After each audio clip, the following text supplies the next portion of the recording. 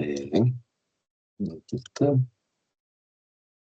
Bueno, vamos a ver la segunda parte. Nosotros habíamos visto estas obligaciones de la clase anterior, habíamos estado analizando de las categorías de derechos humanos y de hecho habíamos empezado por hablar de eh, vamos a decir, de las obligaciones que tiene el Estado, ¿no? Que estaban establecidas en la Convención Interamericana de Derechos Humanos. Eh, eh, y entonces, bueno, nos toca eh, hablar de los deberes, ¿no? Que tienen eh, digamos, eh, los deberes que tienen los estados respecto al tema de derechos humanos. Entonces vamos a abordar ese tema. Ya nos habíamos referido a la obligación de respeto y ahora vamos a hablar esta clase sobre la obligación de garantía. O sea, por un lado había el respeto, eso habíamos dicho, había la obligación de respetar eh, los derechos humanos. Voy a compartir mi pantalla. La obligación de respeto de derechos humanos, pero luego no solo es un tema de respeto, habíamos dicho, también es un tema de garantía, ¿no? Entonces, digamos que una segunda parte del tema es la obligación de garantizar, ¿no? Bien, sí, desconecto. Y voy a sacar algunas de las cosas que aquí ya hacen peso por ahí. A ver, pues, estas son las calificaciones.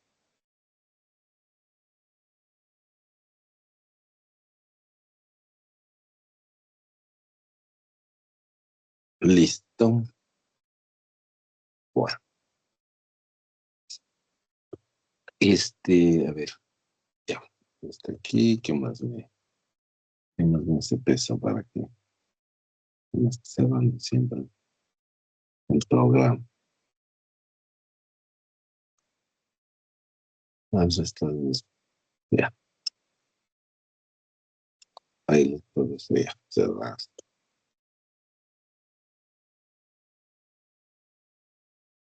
Ok, quizás esto no, ah, esto no,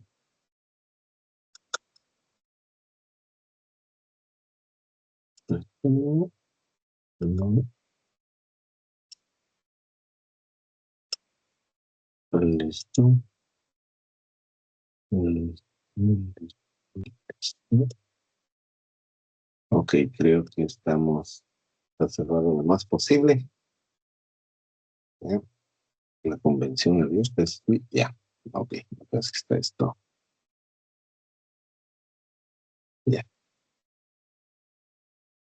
Ah, pero no me deja compartir.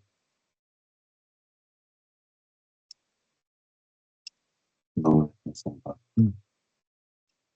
Raro, no, por Dios, no se me vayan un segundito, por favor. Un segundito.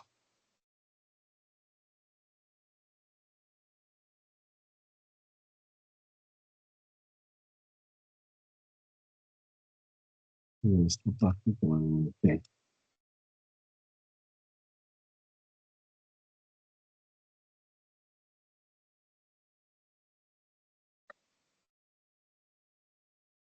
Ok, ya, tengo un problema yo en el sistema, parece, no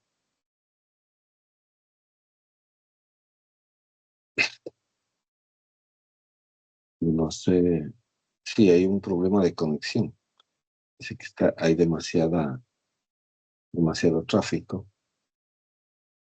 Veamos si funciona por acá un poco.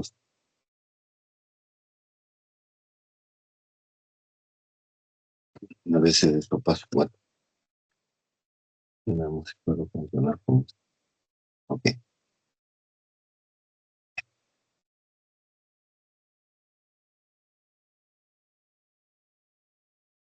listo.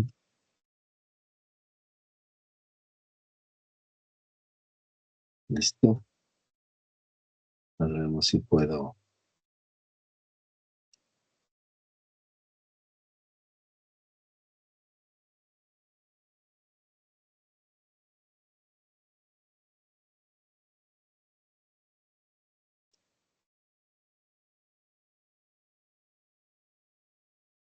No sé si se puede hacer esto ya.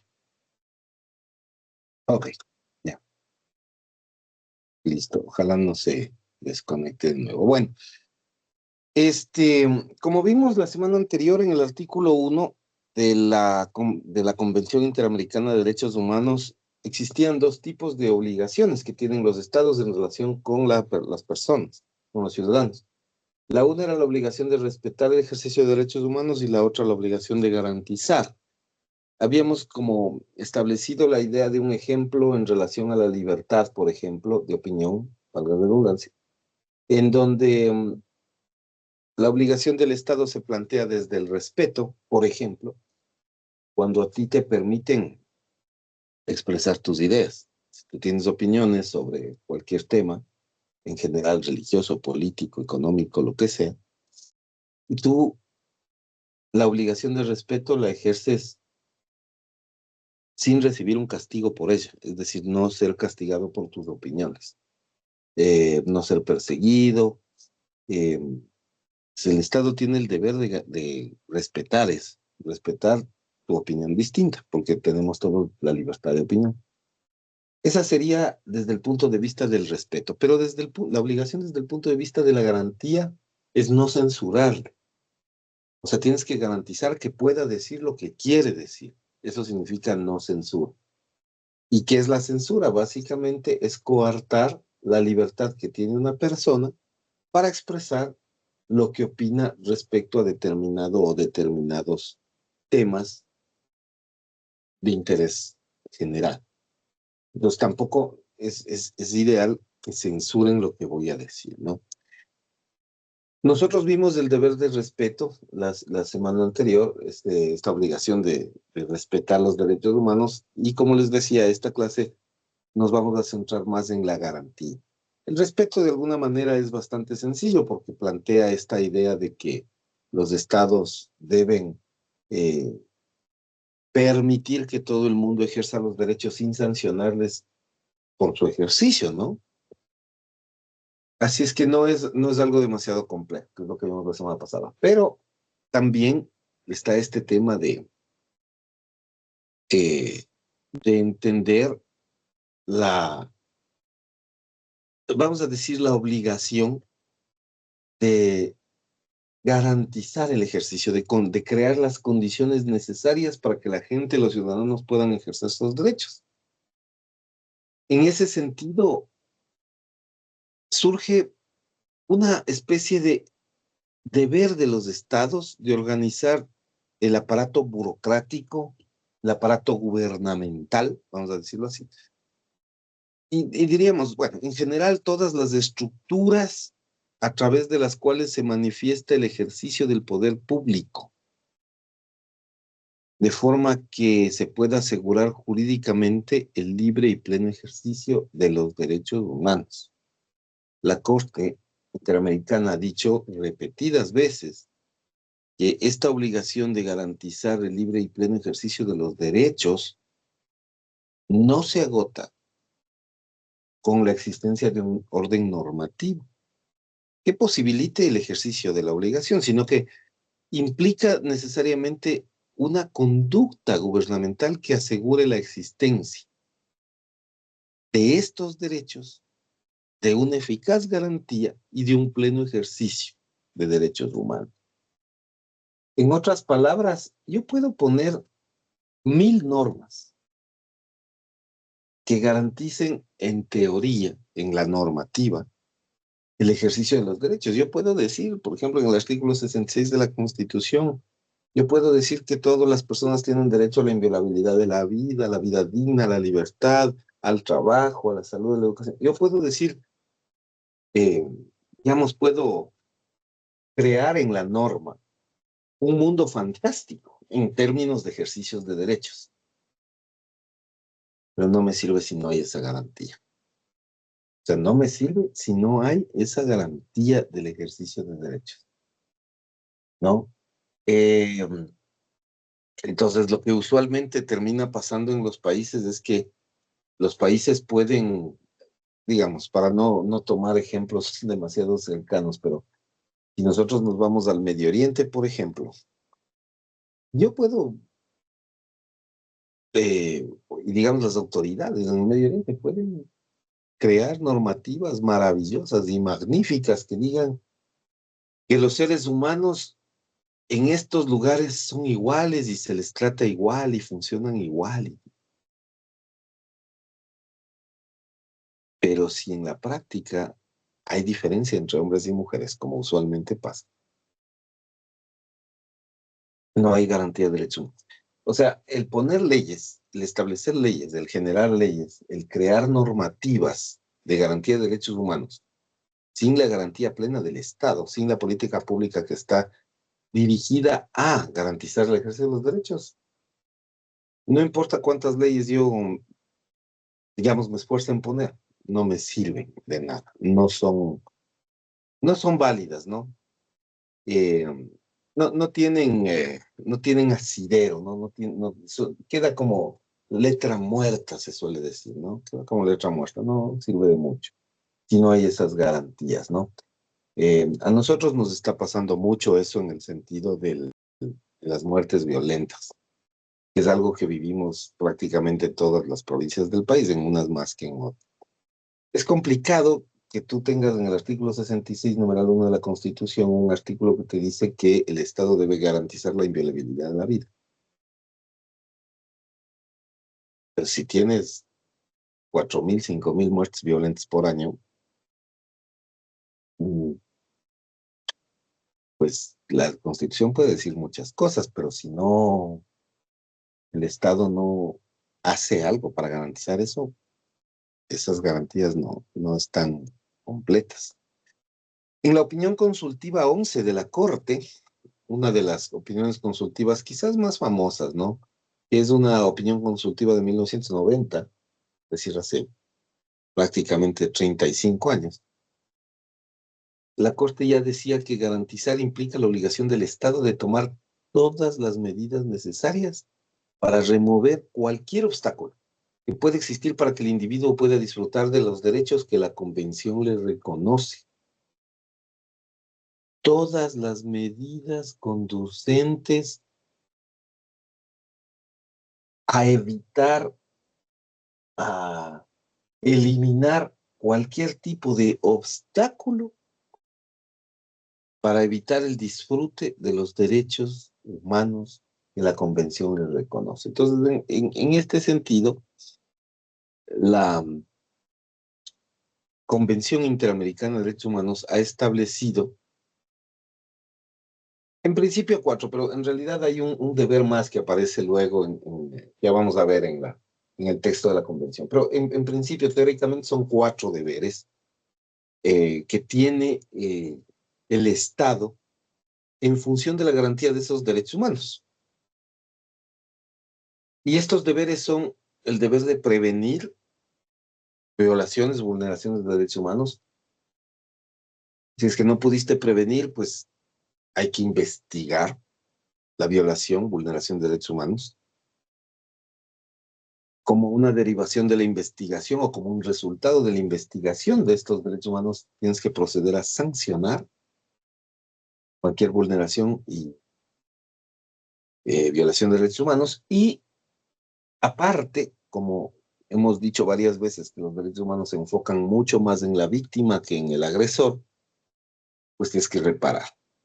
El Estado tiene que cumplir la función de reparación de los derechos humanos vulnerados. Entonces, prevenir, investigar, sancionar y reparar, ¿no? Estos son deberes que se cumplen de manera bien particular. Entonces, vamos a ir viéndolos uno por uno, ¿no? La obligación de garantizar implica el ejercicio de 4 deberes. El deber de prevenir es el primero. ¿Qué significa básicamente la idea de prevenir? ¿Qué significa el deber de prevenir? ¿no?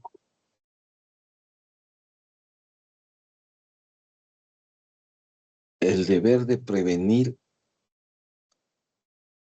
considera quizás todas aquellas medidas de carácter jurídico, político, administrativo, cultural, que promuevan la salvaguarda de derechos humanos. Pues la primera cosa que habría que decir que es un conjunto de medidas, ¿ya? De orden político, ¿no? De orden administrativo, de orden cultural y principalmente, le pongo subrayado, de carácter jurídico. ¿Orientadas a qué? A evitar que se produzca la vulneración de los derechos humanos, a salvaguardar los derechos humanos y asegurar que la eventual violación de ellos sean efectivamente consideradas y tratadas como un hecho ilícito. Entonces, en realidad, el objetivo, vamos a decir, salvaguardar los derechos humanos. Ese es el objetivo clave.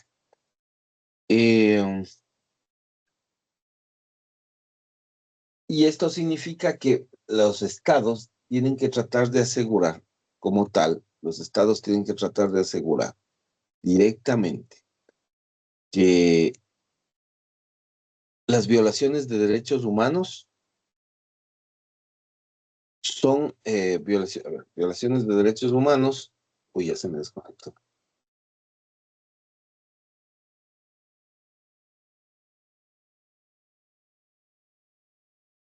Ahí está. Ya.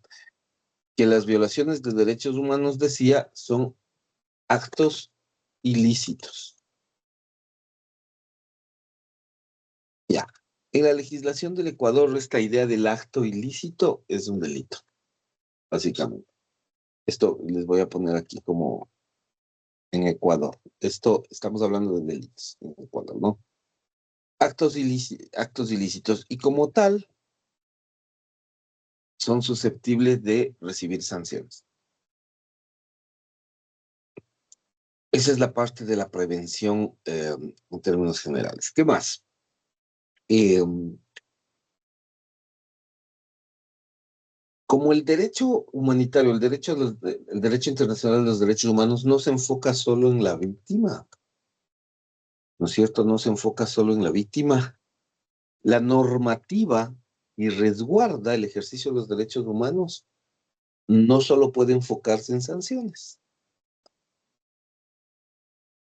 Es, yo les he dicho varias veces, es quizás más importante enfocarse en cómo voy a reparar el daño.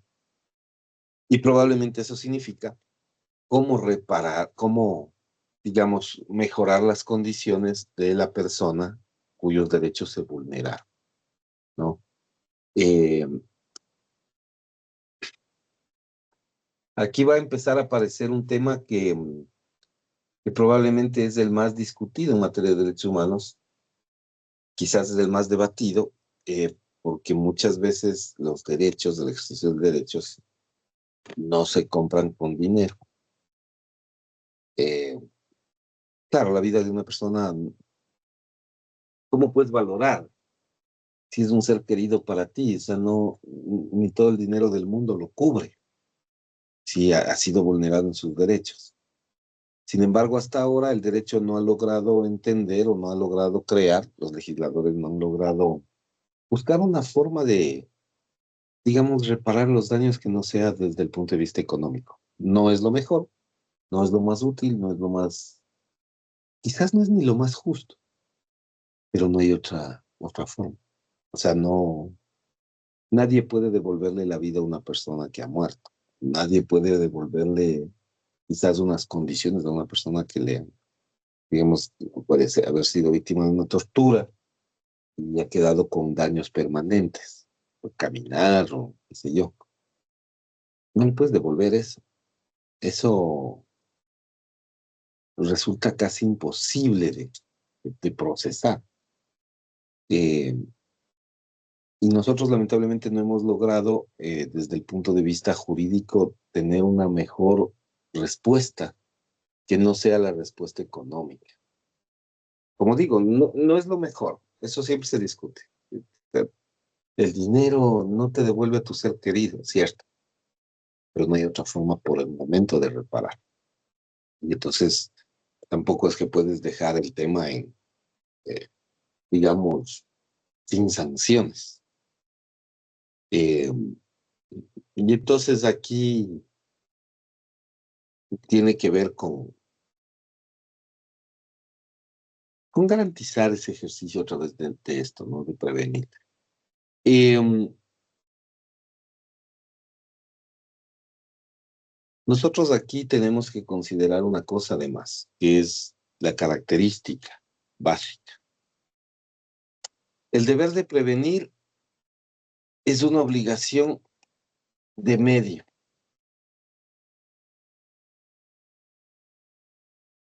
De comportamiento.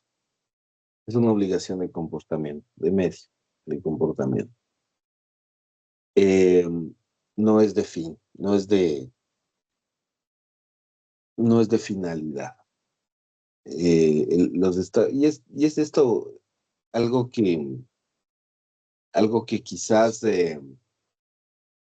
también puede debatirse mucho. Hay dos tipos de obligaciones, las de medio y las de fin, de finalidad, ¿no? Eh, las obligaciones de finalidad solo te importa que el objetivo se cumpla.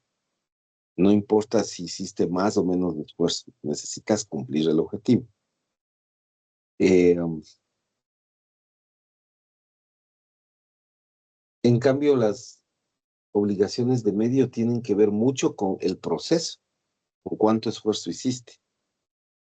Pero el fin último, el cumplimiento de las obligaciones, no es el objetivo final, no tiene causa final. Tú tienes que hacer el mejor esfuerzo. Y eso es particularmente importante porque en la práctica cualquier medida de prevención que tomen los estados, en cualquier estado, muchas veces no logra ser suficiente como para contener la vulneración de derechos humanos. Porque es súper, eso descansa sobre muchas características complejas. Y hay varios ejemplos. Eh, yo les cuento uno que termina siendo una anécdota, ¿no? Hace muchos años, cuando daba clases en la Policía Nacional, le conocí eh, a un policía. Bueno, él estaba, tenía un proceso judicial y tenía un proceso judicial por un caso de derechos humanos, justamente. Qué es lo que había pasado? Él era estudiante mío, yo le conocí a él cuando él estaba haciendo su curso de ascenso a mayores, o sea, a mayor de la policía. Entonces me tocó ser profesor ahí, ¿no? Y bueno, él, digamos, que conversa así con los estudiantes a veces, y bueno, él me contó cómo es que se había metido en el embrollo que tenía. Ustedes son muy jóvenes, pero muy probablemente a sus papás deben haberle escuchado hablar de Jaime Hurtado González, un alto dirigente del Movimiento Popular Democrático esmeraldeño, eh, que en la década, me parece que eran 90, no estoy tan seguro de los años, me parece que debe haber sido los años 90. Eh, Él era quizás él era el líder, ¿no? El líder del Movimiento Popular Democrático, del MPD. Un tipo muy inteligente, muy inteligente. Eh, Sobresaliente el hombre, ¿no? Era diputado, había ganado una curul en ese momento el Congreso, no se llamaba Asamblea. Y por una razón que no sabremos en realidad nunca, por lo que les voy a contar, un día él saliendo del Congreso, aquí en Quito, después de una reunión convencional, de las reuniones que tienen en las comisiones, en el pleno, uno de estos temas. Él sale Y un tipo en una motocicleta le efectúa varios tiros a quemarropa, varios disparos, y le mata en la vía, a la salida del Congreso. Este estudiante que yo les cuento era parte de la Guardia Legislativa y evidentemente frente al delito flagrante que acababa de presenciar, toma la motocicleta y persigue al delincuente, le persigue. Lo que él me dice es que iban dos, o sea, iban dos policías en la motocicleta, el que conducía y el, y el, eh, y mi estudiante, digamos, ¿no? Que él iba armado. Entonces, claro, en la persecución, ellos intentaban es detenerle, porque el que efectuó los disparos es el testigo clave, vamos a decir, ¿no? Es el que efectuó los disparos. Entonces, mi estudiante dice, yo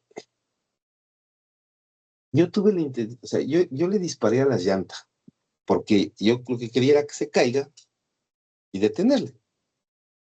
Entonces yo seguí todo el protocolo, o sea, tal como nos han explicado, tal como nos enseñaron, de manera eh, directa, siguiendo todo lo que nos dijeron que tenía que hacerse, o sea, cómo disparar, cómo pararse, todo.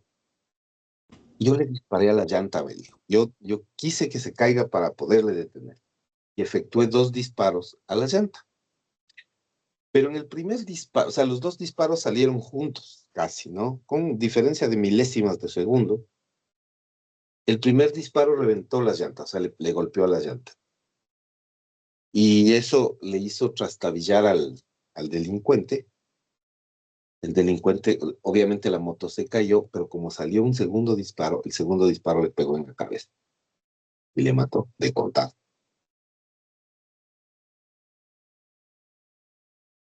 ¿Qué significa eso? Significa que nunca más se supo, pues, o sea, que cuáles eran los móviles, quién le contrató, perdiste el testigo clave. Y él tenía un juicio por un tema de uso excesivo de la fuerza. Y entonces él me decía, o sea, yo estoy intentando defenderme, pero qué complicado era defenderse del tema, ¿no? Complicadísimo, porque lamentablemente no, es algo que no tenía que ver conmigo. Entonces, tú usas, y a lo que voy es que tú usas todas las medidas preventivas, lo que el Estado les enseña a la policía, al ejército. Tienes que ser previsor, tienes que utilizarla de acuerdo a lo que te manda la normativa, de acuerdo a lo que te entrenan, tú te capacitas. O sea, el Estado puede tomar muchas medidas, pero hay cosas que por ahí se te escapan de las manos. Y esa es una de las cuestiones que pueden suceder. O sea, eso es un accidente. Desde mi punto de vista es un accidente. Eh, ¿cómo, cómo, cómo evitar eso? ¿No? O sea, qué mala casualidad, ¿no? Es evidente que él le disparó a la llanta porque disparó abajo, pero le impacta en la cabeza. O sea, qué mala suerte esa, ¿no? Mala suerte. Eh, y entonces, claro, ahí empezó todo el proceso y tal. Pues muchas veces va a pasar eso. Tú llevas todas las medidas, cumples todo lo que debería suceder, pero al final no, y no funciona. Y claro, empieza todo el proceso. Entonces, pero el Estado tiene que haber demostrado que ha tomado todas las medidas conducentes para evitar que la violación de derechos humanos se produzca.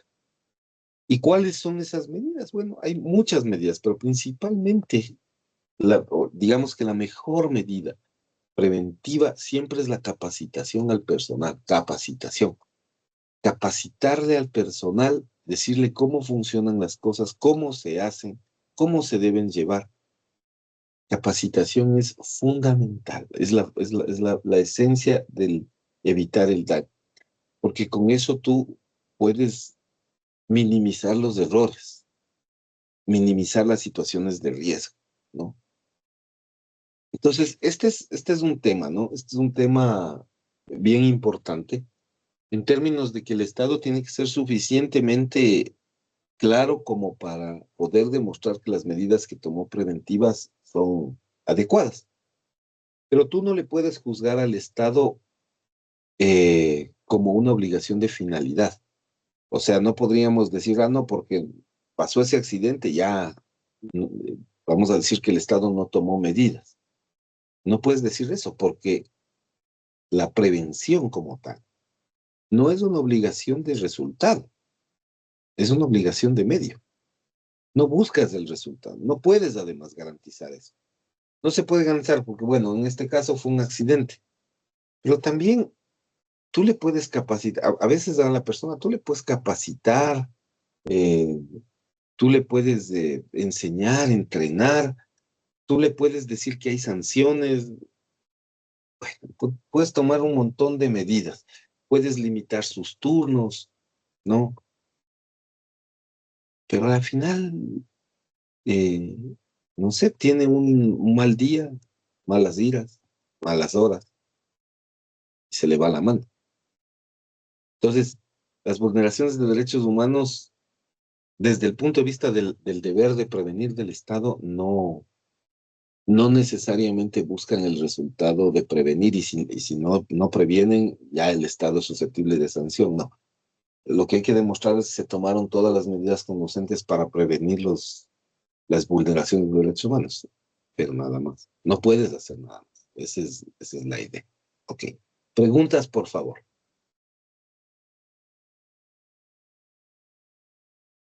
¿Está claro este tema?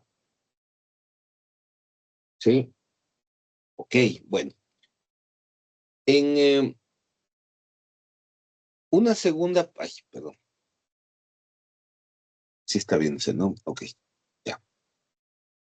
A veces, como les digo, no hay cómo, no hay cómo prevenir las vulneraciones de derechos humanos. Resulta imposible. Eh, pero cuando no lograste prevenir y efectivamente la vulneración de derechos humanos se produce, por cualquier razón que sea, el deber del Estado, que ya no logró prevenir por cualquier razón o circunstancia, el deber del Estado se transforma y se va a volver un deber de investigar. Entonces, si no lograste prevenir como Estado, lo que sí vas a tener que hacer necesariamente es investigar. Y el deber de investigación también está asociado a una obligación de medio o comportamiento. También es una obligación la que te van a medir que hayas tomado todas las medidas necesarias conducentes para llegar al final de la investigación, para llegar al final del levantamiento de información. Tú tienes que, en realidad, evaluar cuáles fueron las condiciones de la vulneración de los derechos humanos, levantar todos los datos, hacer toda la investigación adecuada. Esa es una obligación de medio de comportamiento. No es de resultado, lo que quiere decir que tampoco tú le puedes exigir al Estado que siempre dé con los responsables. A veces se puede, otras veces no. Y no es que depende, o sea, no depende necesariamente de la capacidad o incapacidad de los técnicos a cargo de la investigación. No depende de las facultades, digamos, de los cuerpos de policía o de las fuerzas públicas, de la fuerza pública. A veces esas obligaciones, esos deberes están asentados en ciertos, eh, están, derivan de ciertas circunstancias que a veces no se pueden dilucidar por muchas razones. Pero el Estado sí tiene que realizar todas las actividades conducentes a tratar de llegar hasta el final de la investigación. No puede dejarlo sin esta idea. Tiene que llegar al final de la investigación. Esa es la esencia, ¿no? Esa es la esencia. Eh, y por eso se trata de una obligación de medio, ¿no? La Corte, bueno, ha dicho en varias ocasiones que digamos textualmente, una de las cosas que ha planteado la Corte Interamericana de Derechos Humanos, lo viene planteando desde finales de los 80, de hecho, es que siempre debe emprenderse el proceso investigativo con mucha seriedad. Eso es algo que yo he visto que se repite en varias sentencias, ¿no? En varias sentencias de la Corte. Ellos hablan de eso, emprender la investigación con seriedad. Pero ¿a qué se refiere esto de que la investigación tiene que ser seria? Bueno, tiene un trasfondo importante. No es una formalidad. Ese es el fondo del asunto. No es que yo investigo porque eso me ordena la corte y ya hago una investigación así, así nomás y ya me libro. No, no es una formalidad. Tiene que desarrollarse un trabajo acorde a las posibilidades del cuerpo policial, pero en profundidad. O sea, debe ser una cuestión seria. No puede ser una formalidad que ya de antemano le consideramos infructuosa. Si investigas, pero ya sabemos que no va a pasar nada. No, no, no puede pasar eso. Y la Corte ha sido reiterativa en plantear que los estados deben llevar el proceso con seriedad. Debe tener un sentido claro, una orientación clara, un procedimiento claro, y debe ser asumida por el Estado como un deber jurídico propio. O sea, el Estado tiene que asumir un interés propio en la investigación y no una simple gestión de interés particular que o sea, normalmente nosotros tenemos la creencia de que como en el derecho local, o sea, como en nuestras instituciones jurídicas, por ejemplo, en el derecho civil, el impulso procesal depende mucho del actor o del demandado, generalmente más del actor, ¿no? O sea, el impulso, pedir las audiencias, las pruebas, todo eso, ese impulso procesal descansa mucho sobre el actor, que es una parte procesal. Eh, Hay la tendencia, digamos, a pensar que en el derecho internacional público pasa lo mismo, que el interés tiene que ponerlo la víctima. Y no. La Corte Interamericana de Derechos Humanos ha dicho varias veces que el impulso procesal le corresponde al Estado, porque el Estado es el llamado a garantizar la paz y la convivencia sociales. Entonces, más que a la víctima, el que debe estar interesado y hacer suya la investigación, ser parte del interés público esa investigación, no es la víctima. No son las víctimas, no son los que han sido violados en sus derechos humanos, es el Estado, porque el Estado es el que tiene la obligación de garantía, ¿no? Es el Estado el que tiene que plantear la idea de, digamos, buscar la verdad, crear los elementos probatorios adecuados, ¿no?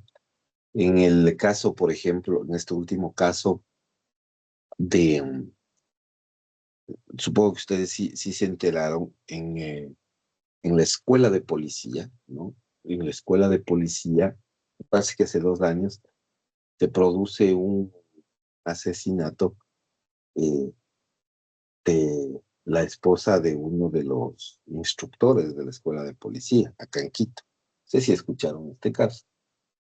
Eh, Cuando uno revisa la documentación, que es un poco difícil obtener esta documentación, pero cuando uno le chequea lo que se ha podido tener acceso, pues es poco en realidad. Cuando uno mira, en el caso de, ¿cuál es el nombre de la niña? Yo eh, siempre se me escapa el nombre, ¿no? Eh, Déjenme ver.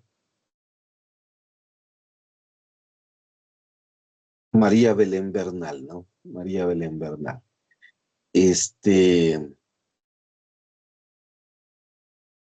el caso de ella, pues, producido en la Escuela Superior de Policía por su esposo, que era digamos, un miembro policial. Eh, parece como raro, ¿no? Parece como raro. El deber de investigación ahí de la policía fue un poco extraño, por decirlo menos. Eh, Se demoraron en realidad 10 días en encontrar el cuerpo y parece algo raro, ¿no? Porque cuando tú escuchas un escándalo en la casa vecina, nosotros somos latinos, ¿no? O sea, por lo menos te genera una curiosidad de sacar la cabeza por la ventana. Pasa en toda Latinoamérica pasa eso. Es raro que nadie haya visto ni dicho nada, ¿no? De hecho, en ese proceso, el único que quedó preso fue el esposo. Pero es raro, porque finalmente cuando uno mira el caso encuentra cosas inverosímiles. A ella le encontraron algunos kilómetros lejos de la escuela de policía, enterrado.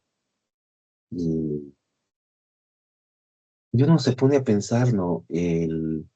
El esposo estaba en un estado de embriaguez brutal, tan brutal que hay un video que circula, hay el video de la cámara de seguridad que se hizo público, de la cámara de seguridad de la escuela de policía, cuando él llega en una motocicleta, él llega en estado de embriaguez, ¿no? La noche que mata a su esposa. Eh, Él llega en estado de embriaguez y trata de dar una vuelta con una motocicleta para entrar a la escuela de policía y resbala. O sea, se le ve como tambalea. Estaba ebrio. Tambalea y se cae. Y el vehículo, y pasa un vehículo, es una carretera, ¿no? Que no conocen, es una autopista donde está la escuela de policía. Y pasa un vehículo a gran velocidad. Y yo diría que casi por centímetros o milímetros no le impacta en la cabeza, porque queda cerquita la llanta, ¿no? Del vehículo, ¿no? Pasa cerquita. Estaba muy, muy ebrio. Y entonces ahí surgen estas ideas, ¿no? Bueno, él se supone que ya después de que hizo todo el escándalo y su esposa murió, él saca el cadáver solo, en ese estado de embriaguez que tenía. Saca el cadáver solo varios kilómetros lejos de la escuela de policía en la tierra. A mí siempre me quedó eso como una cosa en el aire, ¿no? Me da la impresión de que ahí hay más responsables, pero digamos, el deber de investigación del Estado se quedó un poco corto ahí. Me parece que no hay, eh, digamos que no existe la totalidad del proceso investigativo en el caso de ellos. Eh, que son cosas que suelen pasar, ¿no? Y el Estado debería en realidad haber garantizado el tema. Y más cuestiones que a uno siempre le dejan dudas, por lo menos yo a veces me quedo un poco preocupado de ciertas cosas que uno mira, ¿no? Mira como de lejos, ¿no? Pero que me llaman la atención, ¿no? Policía salió por la frontera, se fue a Colombia. A él le detuvo la policía colombiana, no le detuvimos nosotros. Le deportó Colombia, en realidad. No le encontraron acá, ni en el país. Entonces, le dejaron salir. Vean que él tenía hasta difusión roja de Interpol. Le dejaron salir. ¿Quién le dejó salir? ¿Cómo le dejó salir? Complejo, muy complejo. Pero es parte de los procesos. Entonces, el Estado un poco tiene la obligación jurídica de llevar adelante todo el proceso de investigación. Ese es un tema, ¿no? No es entonces una formalidad más. El Estado está obligado a llevar todo el proceso de investigación hasta encontrar la verdad. Una de las cosas digamos, el ejemplo por excelencia de los procesos investigativos que tienen que ver con esta obligación de medio de comportamiento es el caso de la desaparición forzada. Ya, ese es quizás el ejemplo más permanente que existe. Eh, la Corte ha dicho, la Corte Interamericana de Derechos Humanos, ¿no es cierto? Ha dicho que La desaparición forzada es un fenómeno que ha sido examinado en una cantidad considerable de casos de la Corte y el contexto ha sentado las bases del contenido y alcance de las disposiciones respecto de la existencia de la persona en la Convención Interamericana de Derechos Humanos. El Estado, desde el punto de vista de la Corte, tiene el deber de investigar a fondo, en general, las violaciones presuntas de derechos humanos y en particular las desapariciones forzadas y las violaciones del derecho a la vida, y de establecer el procedimiento específico penal para juzgar y castigar a quienes son considerados responsables de las violaciones. Este deber es aplicable, vamos a decir, en todos los casos en que los autores de esas violaciones han sido identificados, ¿no? La Corte usualmente utiliza un término que es a fortiori, pongo aquí, ¿no? A fortiori. Este término, bueno, es un término en latín. En la práctica el significado tiene que ver con una frase que nosotros usamos comúnmente, con mayor razón. Eh, Porque es una cosa súper grave el tema de la desaparición forzada. Y ya les voy a explicar por qué. La Corte se enfoca mucho en la investigación de las desapariciones forzadas. No quiere decir que los otros delitos, violación de los derechos humanos, como tortura, como discriminación, o sea, no quiere decir que esos delitos sean menos importantes, ni mucho menos. O sea, no. La Corte dice, hay que investigar todas las violaciones de derechos humanos a fortiori, es decir, con mucha más razón, la desaparición forzada. ¿Y por qué dice eso la Corte? Porque lamentablemente la desaparición forzada no te deja, te crea algo que es, según los testimonios de los familiares de las víctimas de desapariciones forzadas, te deja algo que es quizás más terrible que la propia muerte, que es la esperanza de que en algún lugar ese familiar tuyo, ese amigo esté vivo. Eso es terrible. Eh, y he conversado con algunas personas.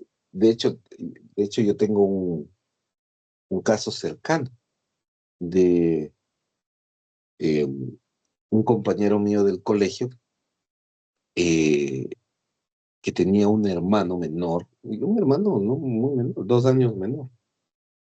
Eh, Estudiaba en la Escuela Politécnica Nacional acá en Quito, ya en la universidad. Y salió un día a clases, normal, como siempre. Tomó el bus, se fue a clases, no regresó nunca más. Eh, Son 20 años de eso, un poco más, 25 años de eso. Y, y claro, yo he hablado con sus papás, es amigo del colegio, ¿no? He hablado con los papás, este, y quizás, o sea, se han hecho investigaciones, él no aparece, ¿no? No aparece, es persona desaparecida. ¿Por qué desapareció? ¿Cómo desapareció? ¿En qué condición? O sea, le vieron subirse al bus de regreso, uno que otro testigo, porque siempre tus amigos te ven, subes y pero desapareció. Se lo tragó la tierra. Y lo peor, me decía el papá, lo peor, que además el papá llora mucho, se acuerda de eso. Dice, o sea, lo peor de todo es que yo no tengo o sea, no, nunca vi el cadáver, no tengo el lugar en el cementerio donde irle a llorar. O sea, siempre, o sea, tengo a veces la esperanza y sueño a veces que estoy por la calle y me encuentro con el tipo y le abrazo y me parece terrible eso, o sea, horrible. Es una de las cosas más horrorosas que le puede pasar a una persona. Tienes ahí la sensación de que algún rato le vas a volver a ver, pero no le ves. Y pasan 25 años, no le ves. Señor Hernández. Sí, doctor, buenos días.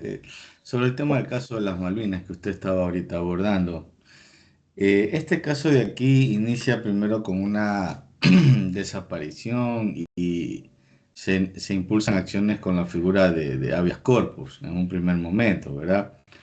Luego, cuando ya se sabe que los niños fueron ejecutados, asesinados extrajudicialmente, se, eh, se incorpora la terminología de desaparición forzosa, pero si los niños ya están asesinados vilmente por las fuerzas policiales, militares, ¿por qué se sigue empleando el término desaparición forzosa?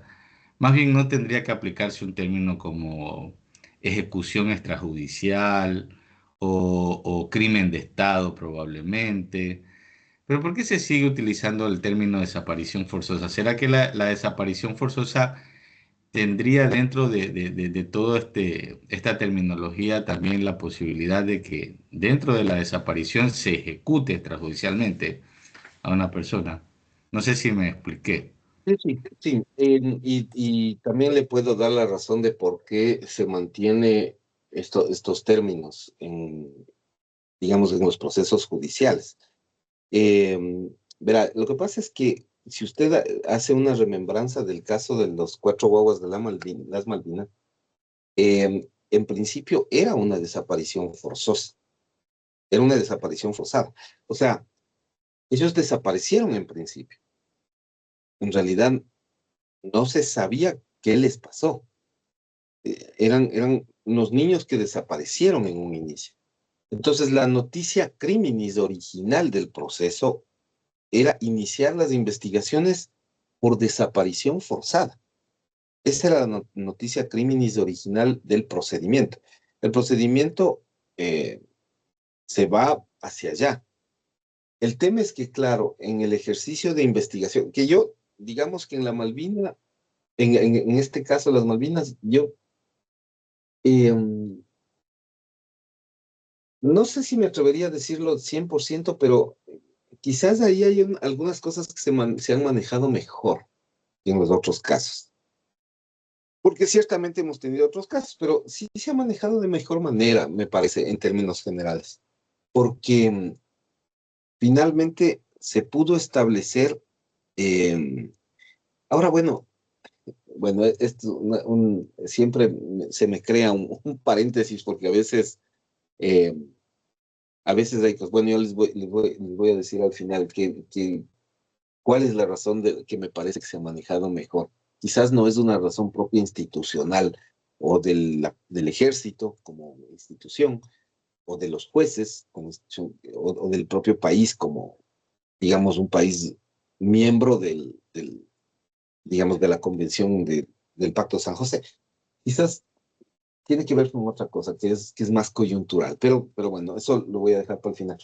En todo caso, el proceso inició siendo por desaparición forzada y como resultado de las investigaciones, resulta que el proceso deviene en una ejecución extrajudicial, en una ejecución extrajudicial. Eh, entonces, claro, el tema es que ahí hay dos tipos penales distintos.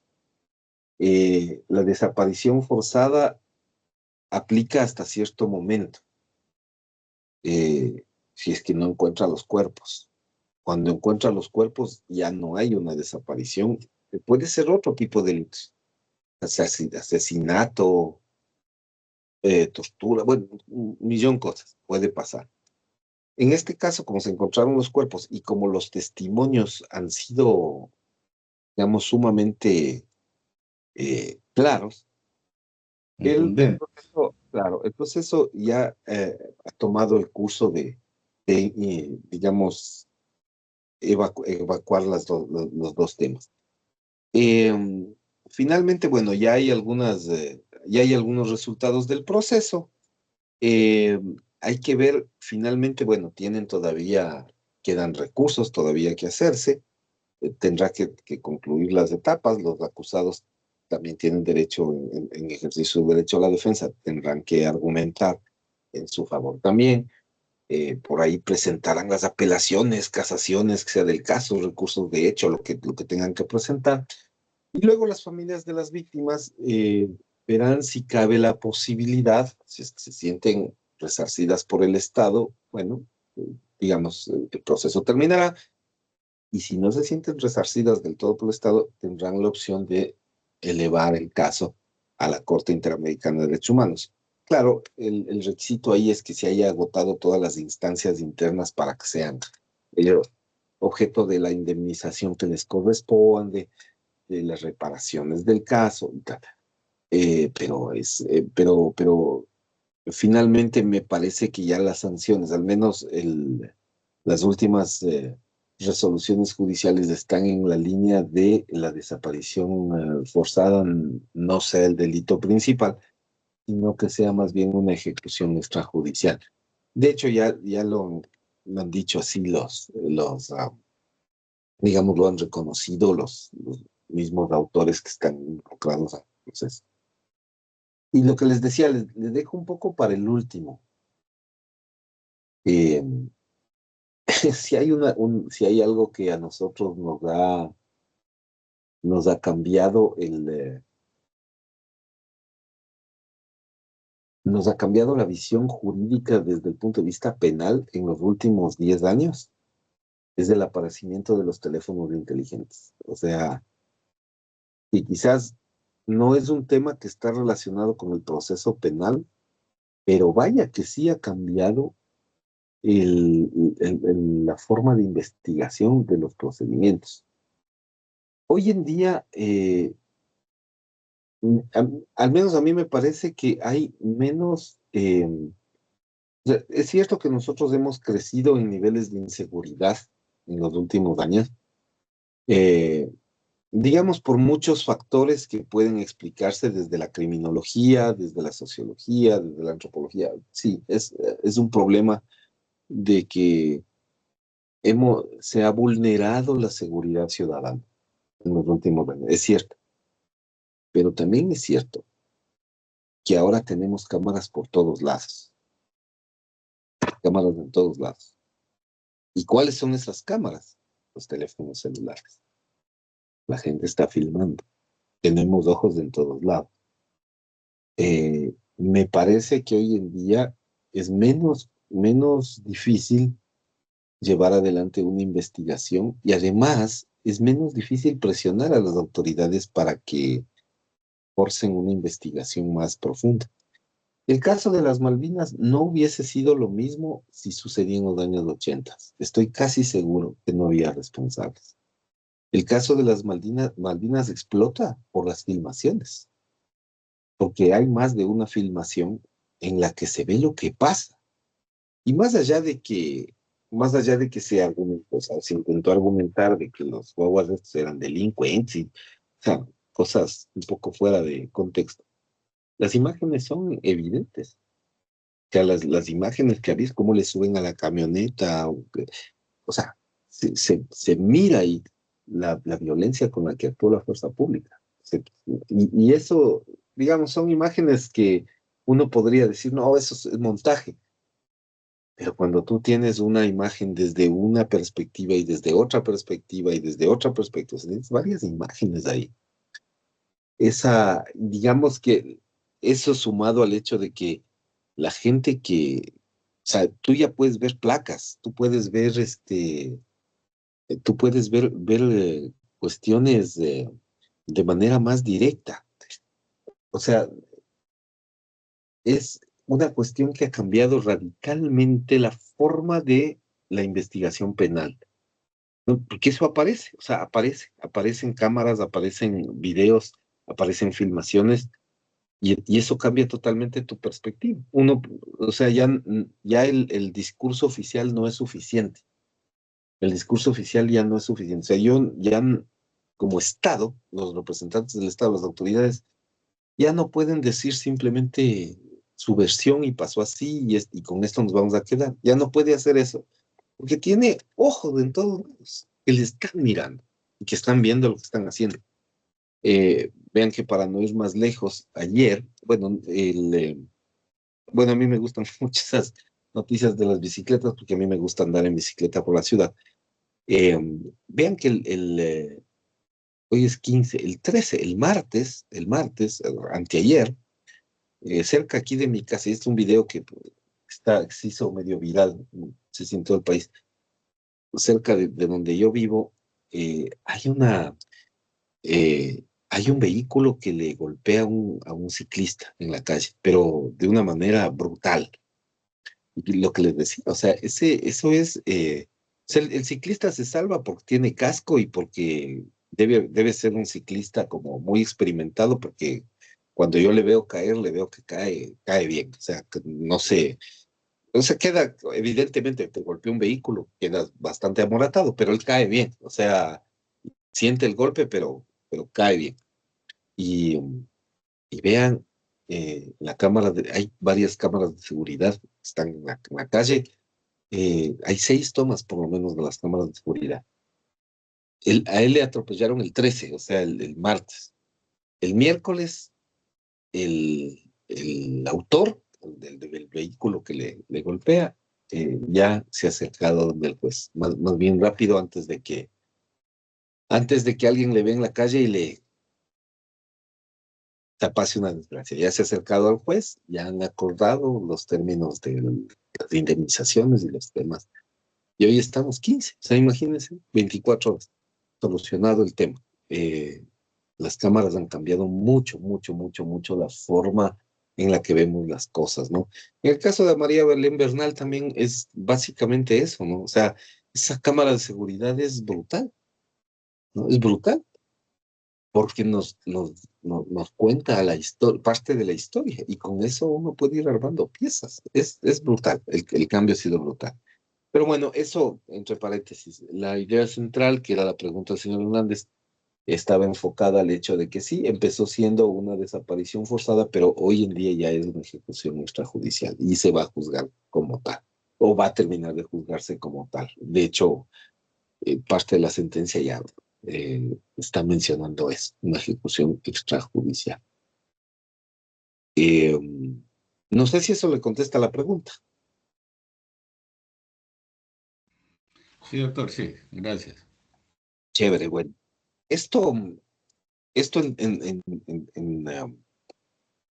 digamos, en términos de lo que nosotros esperamos del Estado, ¿no?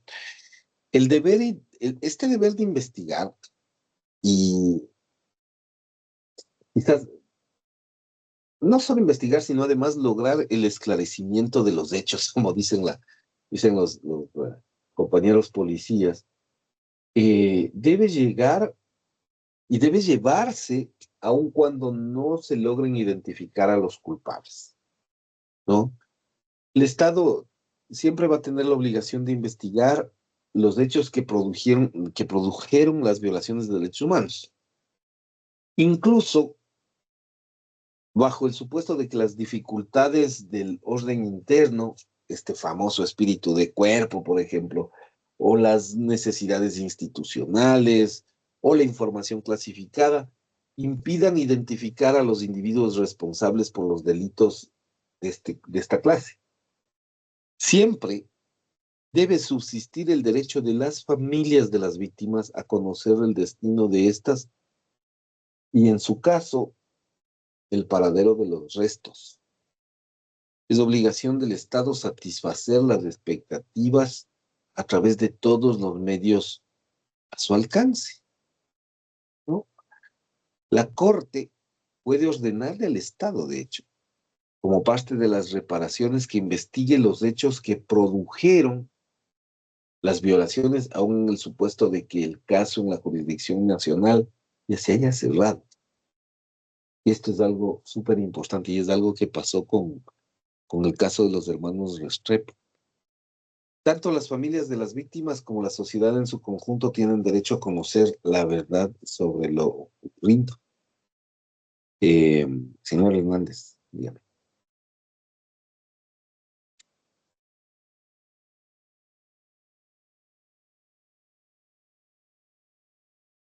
Doctor, sabe que yo estuve un poco consultando, sí se me escucha, ¿verdad? Ujú.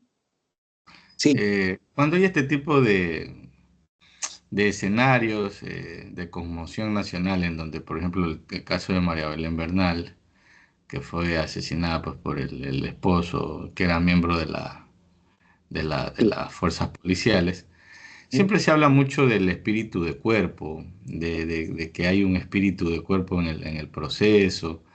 Yo entiendo el espíritu de cuerpo, y no sé si los compañeros tal vez no entiendan este término o se les haga nuevo, pero yo entiendo el espíritu de cuerpo como una posición que adopta, en este caso, alguien interesado o la institución policial para facilitar o no las investigaciones de acuerdo a los intereses que ellos tengan en función de la estructura o de la institución. O sea, como que una persona tenga interés o no sobre lo que ha ocurrido de acuerdo a la razón por la cual en este caso el que asesinó era parte de la policía. Entonces como que existe un espíritu de cuerpo, quiere decir como que la policía está encubriendo, entorpeciendo, no colabora para que el proceso se desarrolle lo más expeditamente posible. Eso yo entiendo como espíritu de cuerpo. No sé si es que hay algo más que agregar ahí o si es que yo esté equivocado en mi percepción, doctor.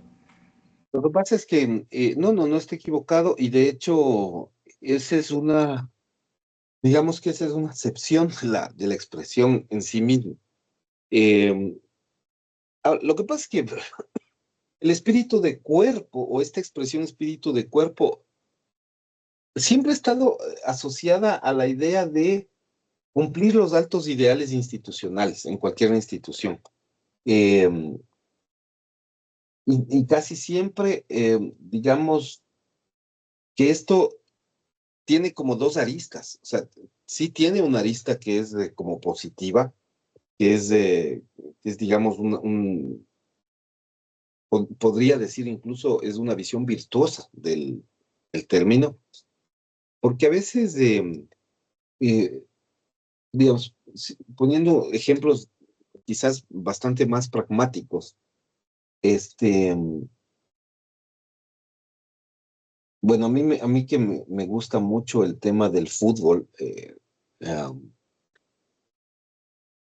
normalmente yo había entendido que, por ejemplo, una visión más aterrizada, más propositiva, vamos a decir, del término este del espíritu de cuerpo es, digamos, solidarizarnos con alguien que está pasando una circunstancia eh, eh, particularmente difícil y que tiene que ver con el interés, digamos, del grupo. Porque puede ser institucional o puede ser, sí, digamos, puede ser solo grupal, ¿no? Entonces yo siempre me acuerdo de que yo vi en algunas conferencias de derechos humanos hace algunos años, eh, cuando se comentaba sobre el tema del espíritu de cuerpo, ponían, bueno, son jovencitos, no sé si alguno alguna vez llegó a escuchar, pero le ponían siempre de ejemplo me acuerdo yo, a la final del Mundial México 86 entre Argentina y Alemania. Y le ponían como ejemplo lo que le pasó a uno de los futbolistas argentinos, que era, creo que era defensa central, Brown, y se rompió el hombro en el partido. O sea, tuvo una dislocación, me parece, alguna cosa bastante grave. Y lo óptimo, estaban jugando la final del Mundial de Fútbol. Lo óptimo era que salga reemplazado, porque estaba, o sea, si te rompes el hombro, si tienes una fractura de hombro, te puedes imaginar cuánto dolerá eso, no sé. Eh, lo que corresponde es que salgas, o sea, no puedes seguir jugando. Pero él, digamos, él quería seguir jugando, él quería seguir, o sea, no sé, tenía la adrenalina, estaban en, o sea, ¿cómo será? No, ninguno de nosotros ha sentido esa sensación. Estaban en el la final del Campeonato Mundial de Fútbol. Entonces al tipo le vendaron, finalmente jugó vendado y terminó haciendo un gol en ese partido. Pero, ¿por qué decían que había ahí un cierto espíritu de cuerpo? Porque en realidad los demás compañeros, los 10 más que estaban en la cancha, podían haberle dicho, oye,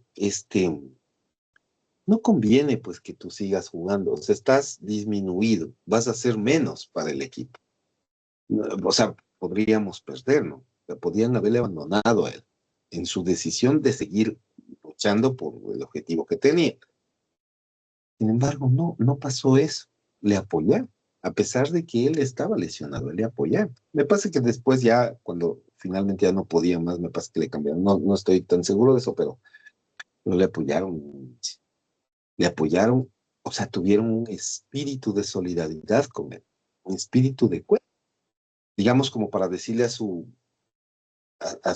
entrenador o al líder del grupo, que es el director técnico, decirle que no le saque, que, o sea, él está con, digamos, con todas las necesidades de defender de jugar, de cumplir el objetivo que tenemos todos.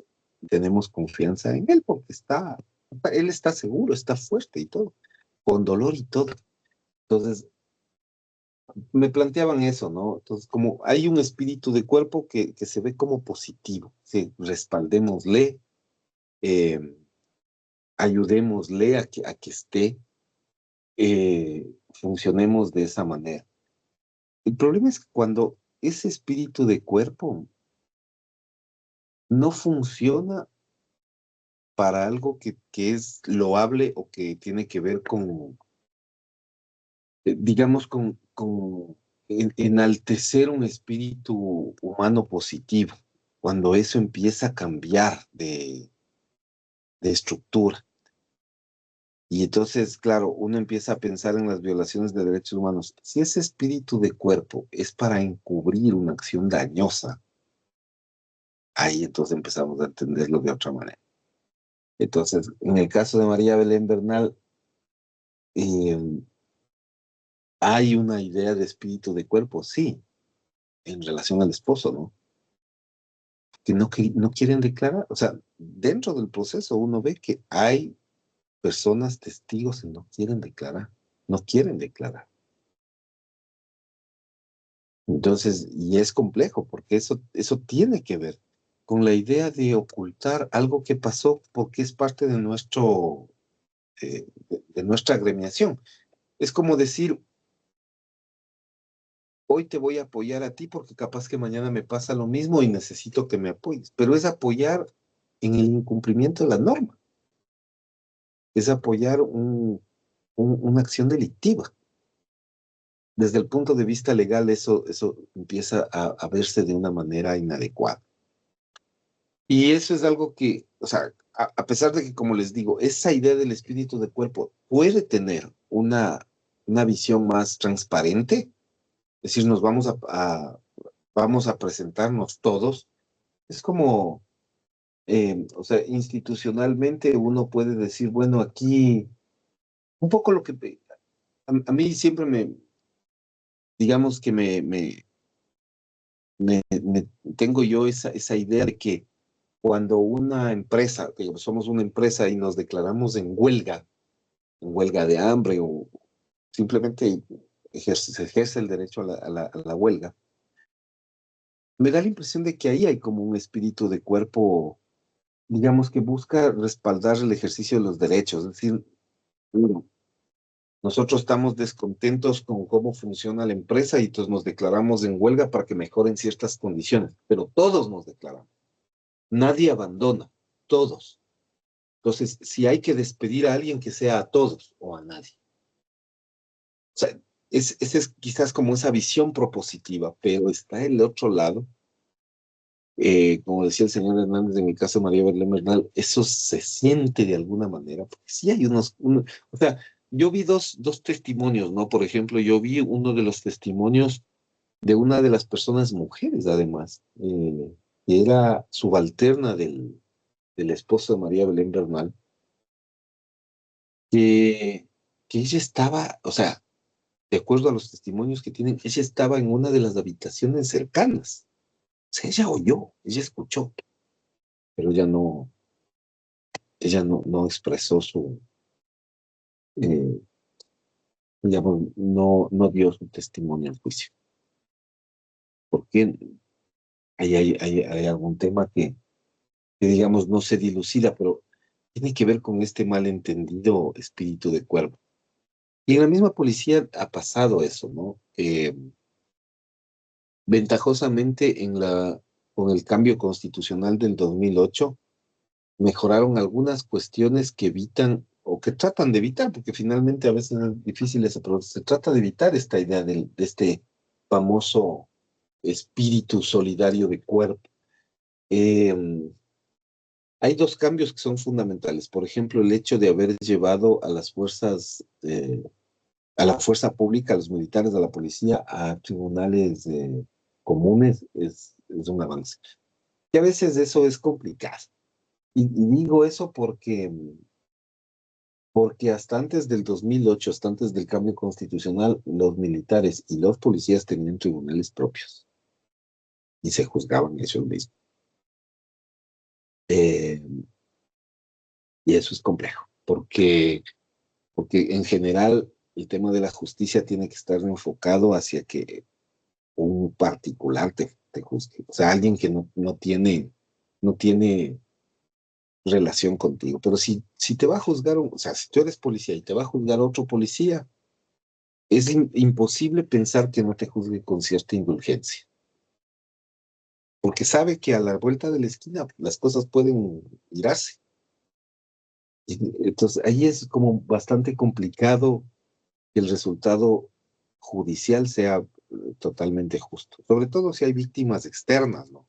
Y por ahí, si te juzgan por un tema policial dentro del ámbito de la policía, dentro digamos, de las disposiciones disciplinarias del mismo cuerpo colegiado, ahí no habrá mayor problema porque finalmente es parte del propio sistema. Pero cuando están involucradas personas que vienen de fuera, ahí la cosa ya no parece ser tan justa.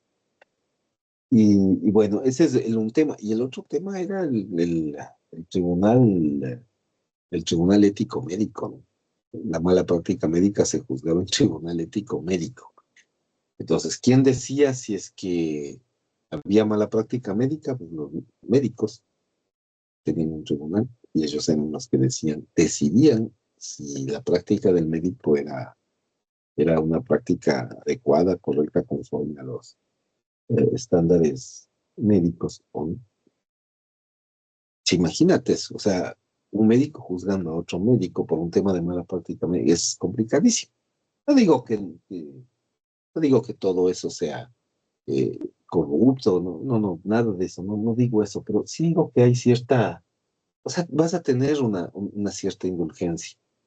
Creo que es difícil, que es complicado evitar eso. Entonces sí necesitas tener como un juzgamiento más, eh, digamos, más imparcial en ese sentido. Sí se requiere eso.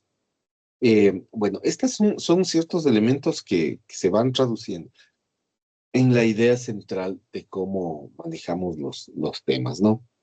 De cómo se establece estas relaciones y lo que significa el espíritu de cuerpo, ¿no? Pero en todo caso, esta idea que planteaba inicialmente el señor Hernández sí es correcta, ¿no? O sea, a veces hay una visión de encubrimiento dentro de eso, ¿no? Pero, pero claro, no necesariamente tiene que ser siempre o asociarse esa idea a digamos, a una función inconveniente para el ejercicio de las facultades institucionales, sino tal vez también desde el otro punto de vista, ¿no? Desde un punto de vista como más propositivo, ¿no? Que también tiene esa forma. Bueno, por ahí va un poco la cosa. Eh, no sé si no sé si eso le contesta el comentario que tenía, señor Sí, Hernández. doctor, perfecto. Gracias. Ok.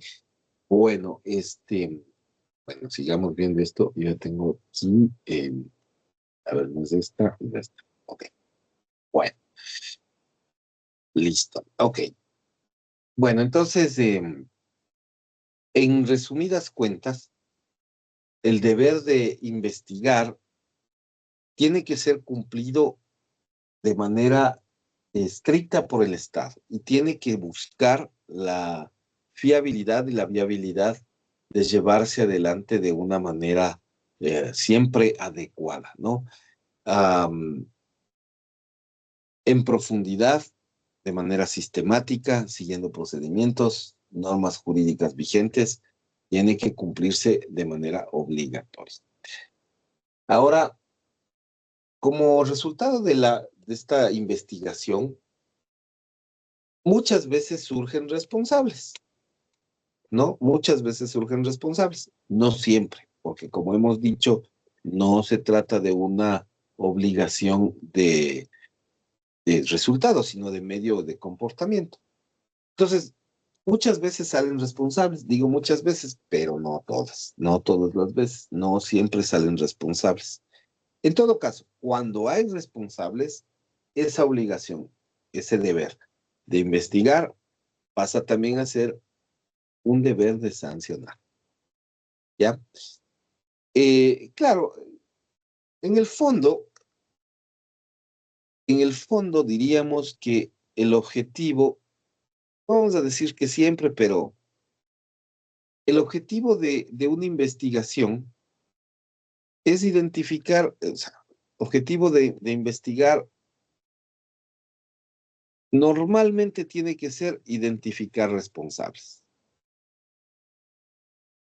O sea, esto, digamos, no es que tú te pones a investigar sin razón alguna, ¿no? O sea, la investigación es el deber ser, digamos. Quizás no pasa siempre. Como digo, no es una obligación la investigación del resultado. Quizás no pasa siempre, pero tu objetivo, digamos, subyace tu objetivo claro, que es el objetivo de investigar a los responsables, ¿no? Toda investigación debe buscar esta identificación. Eh, y, y claro, el Estado tiene que tratar de obtener esta sanción a través de los tribunales, ¿no? Los tribunales nacionales deberían tener como una base fundamental la idea de sancionar a estos responsables, ¿no? A estas personas. Obviamente, según lo que cada legislación prescriba, que ustedes saben que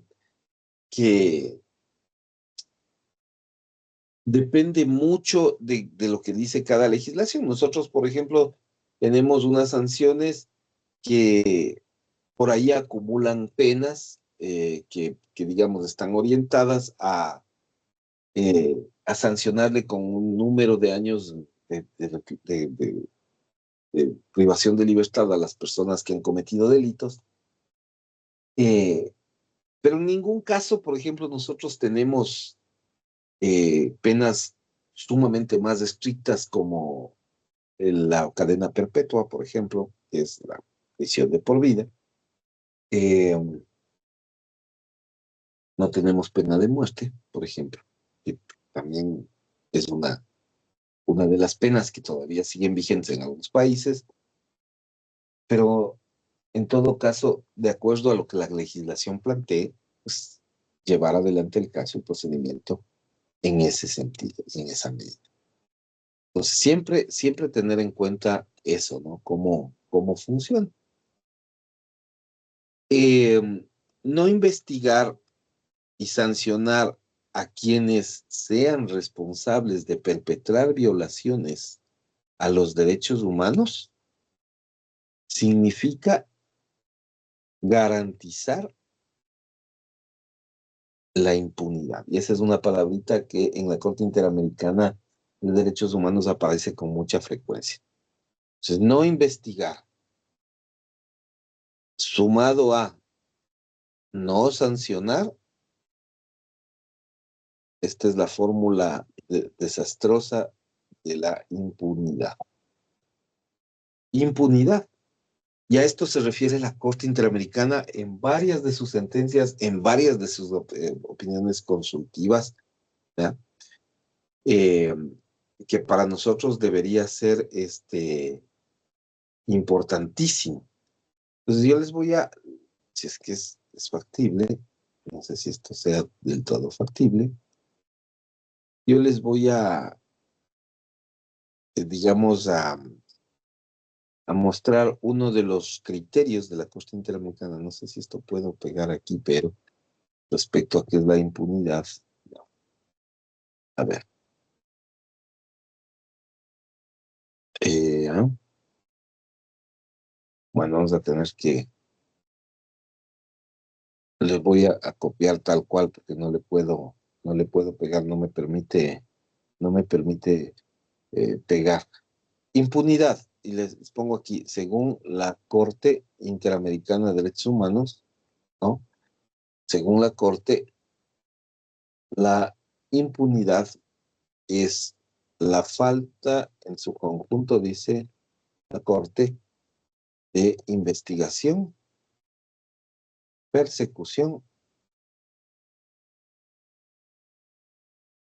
captura, enjuiciamiento y condena de los responsables de las violaciones de los derechos humanos. Ok. Protegidos por la Convención Interamericana, ¿ya? Toda vez que el Estado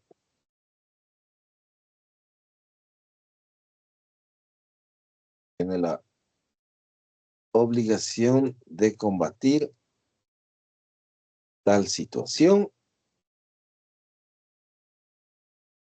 por todos los medios legales disponibles, ya que la impunidad, dice la Corte, propicia la repetición crónica de las violaciones de derechos humanos y la total indefensión de las víctimas y sus familiares. Entonces, esta es una de las definiciones más comunes que usa la Corte, aunque bueno, la usa frecuentemente, ¿no?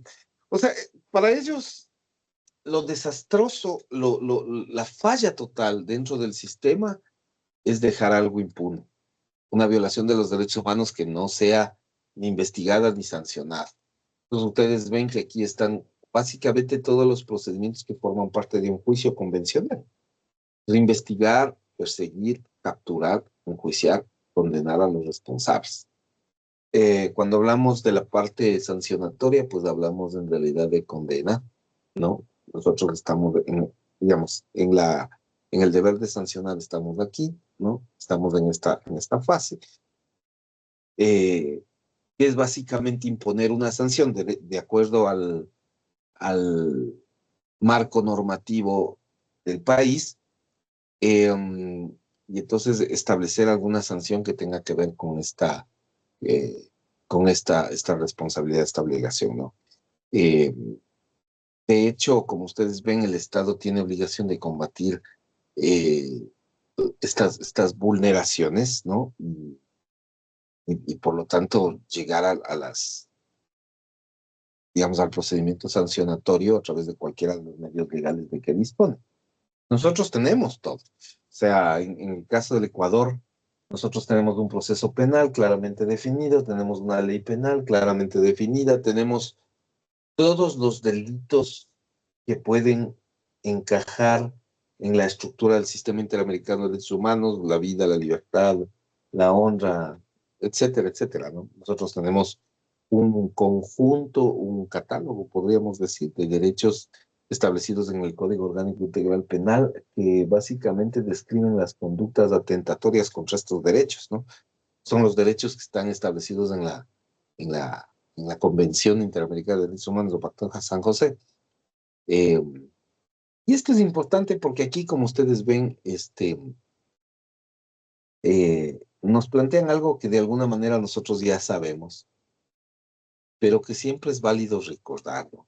La impunidad propicia la repetición crónica de una actividad dañosa. O sea, la impunidad lo que te hace es que repitas. Si no te sancionan, ¿no? Si no te sancionan una vez, es muy probable que vuelvas a repetir la conducta. Y eso en una sociedad civilizada termina siendo mortal, ¿no? O sea, si un policía sabe o asume que como resultado de una acción abusiva de su parte, no va a tener una retaliación, no va a tener una sanción, no va a tener una consecuencia derivada de esa acción dañosa, pues la va a repetir. O sea, eso me parece que es algo que lo sabemos todos, ¿no? Lo sabemos todos. Eh, si no recibes una consecuencia derivada del ejercicio de una acción propia, la vas a repetir. O sea, sabes que no tienes consecuencias, entonces la repites. Y eso es una cosa que la Corte quiere evitar. O sea, no puedes tener violaciones, digamos, reiterativas, repetitivas de derechos humanos, porque eso haría que las condiciones de vida de la sociedad en la que está inmerso el Estado del que hablamos no funcione de manera adecuada. Eh, el combate de la impunidad no se agota solo con la investigación, no se agota solo con el hecho de perseguir o capturar o enjuiciar. Tiene que haber una condena. O sea, tiene que haber una condena. Tiene que haber necesariamente una condena. Pero para eso necesitas, digamos que, sancionar a los responsables eh, como resultado de todas las acciones dañosas, dolosas que cometieron. Y es bastante probable que una vez que se llegue a la fase de enjuiciamiento, o sea, el procedimiento penal, el sistema legal del Estado permita la imposición de recursos, como en el caso del Ecuador, ¿no? Que nosotros tenemos la posibilidad de apelar o incluso la posibilidad de plantear recursos de casación bajo ciertas circunstancias, aquellas circunstancias que el Código Orgánico General de Procesos nos establece, o incluso implementar cierto tipo de incidentes que dilaten el proceso, que de alguna forma puedan constituir una estrategia para eludir una posible condena. El Estado tiene que tratar de evitar eso, ¿no? O sea, que hayan este tipo de temas. Y nosotros sí tenemos mecanismos, porque recuerden ustedes que nosotros tenemos un control judicial que surge incluso desde el Consejo de la Judicatura, eh, y que busca, digamos, manejar o mantener, digamos, una armonía en cuanto a las resoluciones judiciales. La mayoría de casos, el Estado no tiene mayor interés de castigar a sus agentes que han cometido violaciones, porque muchas veces actúan en su nombre, ¿no? Entonces, nosotros, y hay declaraciones que suelen ser muy imprecisas en este sentido. Yo he escuchado un par de declaraciones de parte del presidente de la República que me parece que no son muy adecuadas en este aspecto y que incluso en algún momento determinado me parece que sobre todo en el marco de las manifestaciones, principalmente ocurrieron en Otavalo último año, el año pasado, podrían ser utilizadas como argumentación dentro de los procesos judiciales si llegan a la Corte Interamericana. Y es esta idea de que el presidente hablaba mucho digamos, de indultar a los militares o eh, miembros de la fuerza pública que combatan el crimen organizado. Eh, yo entiendo mucho la postura, o sea, nosotros tenemos una situación grave de seguridad, pero un poco a veces es como abrir una carta abierta, o digamos, es una redundancia, es como abrir las puertas a un uso abusivo de la fuerza. Eh, Quizás, yo lo que a veces diría es que a veces incluso esas declaraciones deberían darse a puerta cerrada, pero no necesariamente hacerlo público, porque el Estado le perjudica eso. O sea, abrir, digamos, abrir la posibilidad de que la fuerza pública que está dotada de armamentos, eh, digamos, actúe en ciertos momentos con mucha violencia fuera del sistema, no es una buena recomendación como institucionalmente hablando. Entonces, a veces como que eso se exacerba un poco, ¿no? Se sale de la estructura propia. Y nosotros hemos visto cuáles son los resultados de esa estructura propia, ¿no? Eh, a modo de ejemplo, yo siempre me acuerdo digamos, de siempre como para, que no me gustan mucho las referencias tan políticas, digamos. Y eso es una cuestión personal, ¿no? Cada uno tiene su propia visión. Y por eso quizás a veces les cuento cosas, digamos, más del pasado, porque eso ayuda a ejemplificar cuestiones más, digamos, más objetivas. Yo me acuerdo, digamos, del testimonio del general Luis Piñeiros. Luis Piñeiros era el ministro de gobierno del ingeniero Pérez Cordero, expresidente de la República, entre los años 84 y 88. Eh, el gobierno del presidente Pérez Cordero, digamos que una de las características que tuvo es que en la Latinoamérica de ese entonces había la, el surgimiento de varios grupos subversivos.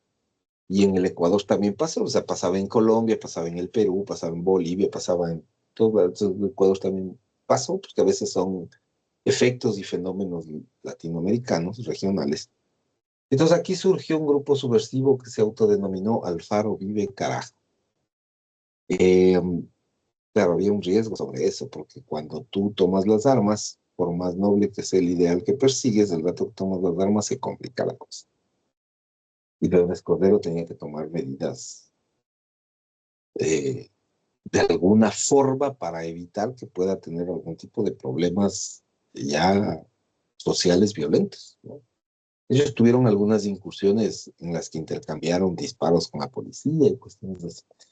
Entonces, yo casi siempre, yo lo que pienso es que a veces ponerse en los pies en los zapatos de esta gente es un poco complicado, pero a veces hay que hacer eso, ¿no? O sea, tratar de entender esa lógica tan extraña que ellos tienen.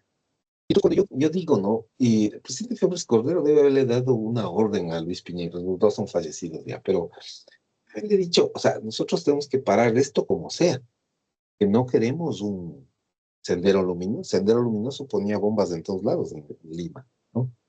Eh, la población estaba horrorizada realmente, en muchos sentidos. Eh, y en Colombia ni se diga, pues estaba el movimiento 19, M19, que de la misma manera, o sea, habían ese movimiento en ese instante, entonces acá empezaba a aparecer Alfaro Vive y claro, yo supongo que ellos tuvieron mucho recelo de lo que pueda pasar, de que se te vaya el país de las manos. Entonces, yo siempre pienso, Torres Cordero al darle la orden a Piñeiros de que tiene que controlar el tema social, estoy casi seguro. He dicho, yo les diría que en eso debería estar seguro. Eso es seguramente. El presidente Febres Cordero no le dijo anda y mata a todo mundo, ¿no? O sea, mátales a todos. Que no le dijo eso. Le dijo controla con fuerza, digamos, con firmeza. No le dijo vaya y mate y desaparezca y torture. No le dijo eso. Le dijo eso. Y seguramente Piñeiros tampoco les dijo eso a la policía. Es improbable.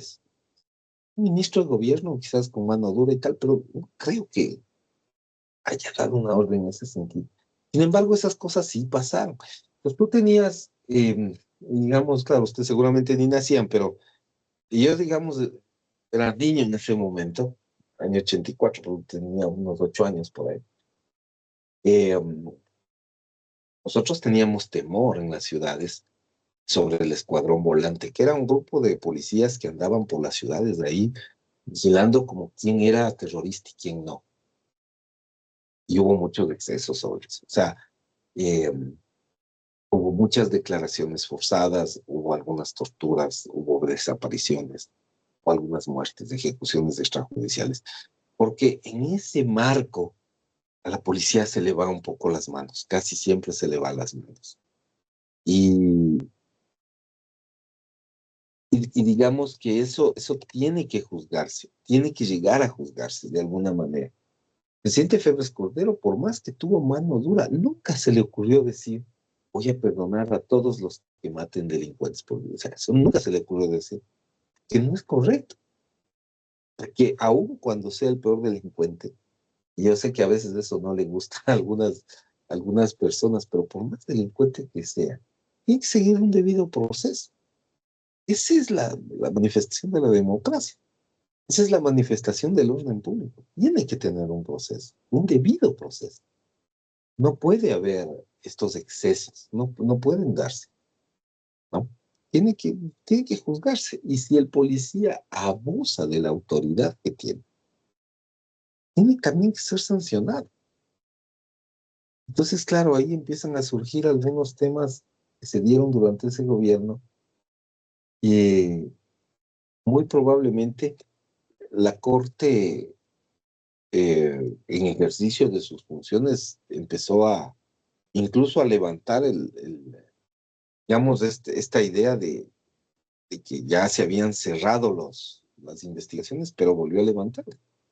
Y el caso de los hermanos Restrepo era básicamente la representación de esto, ¿no? De no dejar en la impunidad un proceso que lamentablemente ocurrió en el Ecuador, no dejar de sancionar.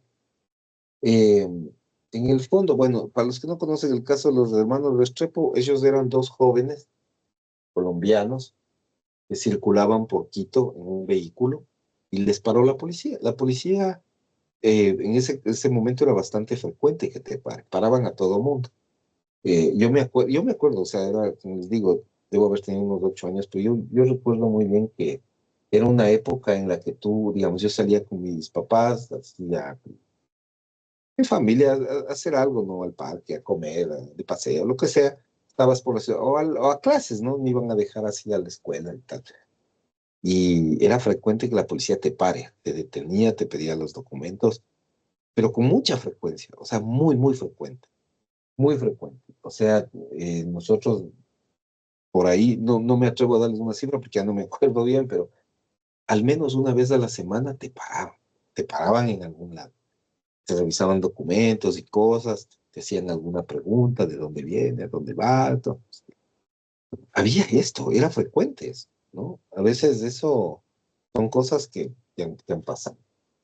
Y bueno, estos guaguas eran dos jovencitos, 18 años del uno y 16 años del otro, estaban en un vehículo, eran colombianos, y claro, aquí nosotros si tenemos algún defecto es que a veces hemos sabido prejuzgar cosas, ¿no? Ahora tenemos un como absurdo prejuicio con los venezolanos, pero antes teníamos un absurdo prejuicio también con los colombianos. Y aquí creían que como que todos los colombianos eran narcotraficantes o eran terroristas, digamos. A veces, no sé si eso es por nuestra propia naturaleza latina, no sé, pero hemos tenido ciertos prejuicios medio bobos también. En todo caso, bueno, les pararon a estos guaguas y les oyeron en acento colombiano y les llevaron para investigaciones. Eh, y nadie les volvió a ver.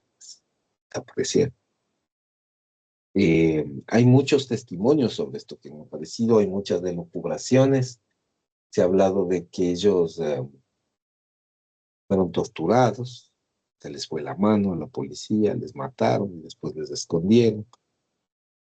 Pero finalmente nunca se encontró los cuerpos de ambos, a pesar de las varias investigaciones y tal. Ya sus papás están muertos también. Eh, pero digamos que siempre la Corte Interamericana, o sea, a ellos les hicieron una investigación y todo, y fue súper infructuosa. Simplemente nadie sabía, ni nadie quería dar reportes, ni cosa por el estilo, hasta que la Corte Interamericana en su sentencia ordenó el levantamiento de la información. Nos tuvieron que ordenar, es medio terrible, ¿no? Un tribunal internacional te ordena que levantes información.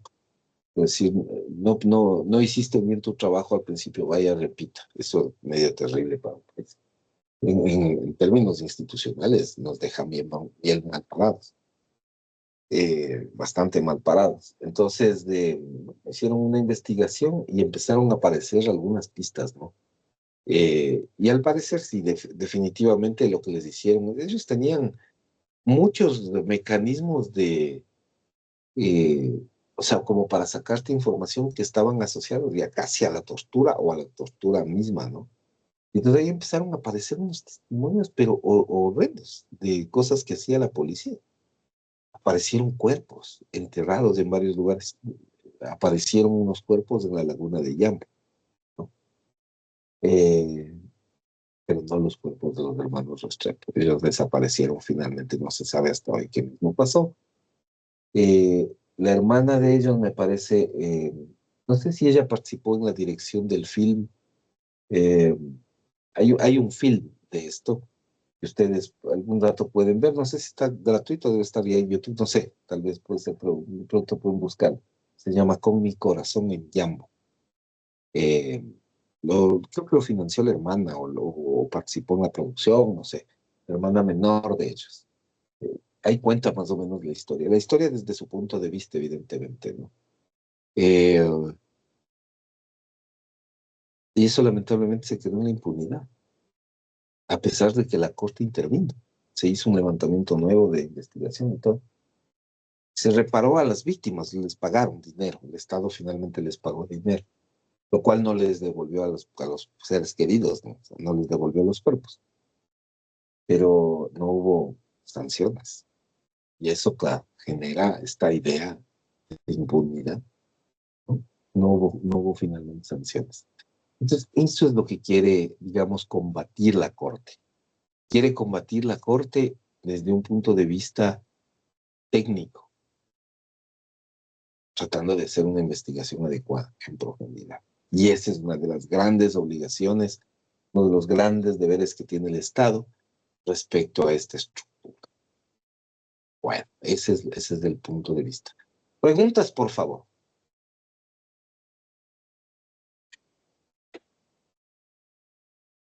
Señorita Otoya, por favor. Señorita Otoya, No preguntas. tengo ninguna pregunta. Ok, señorita Yagloa. Hasta el momento no tengo ninguna pregunta, doctor. Señor Lor, preguntas. No, doctor, todo claro. Ok, señor Hernández.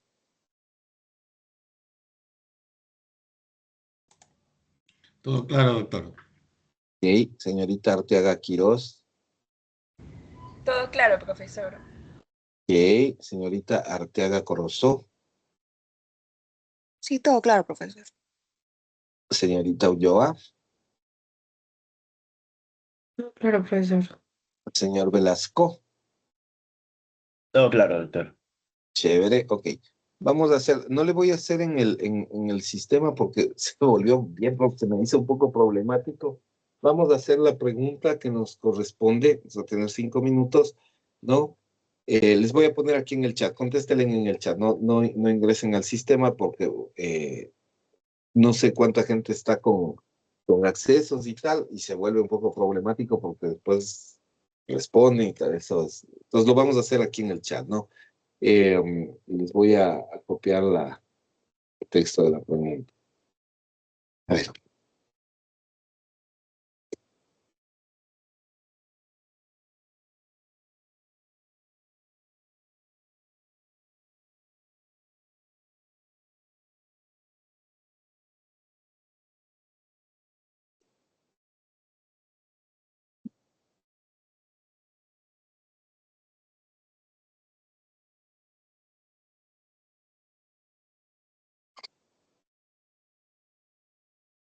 Ya.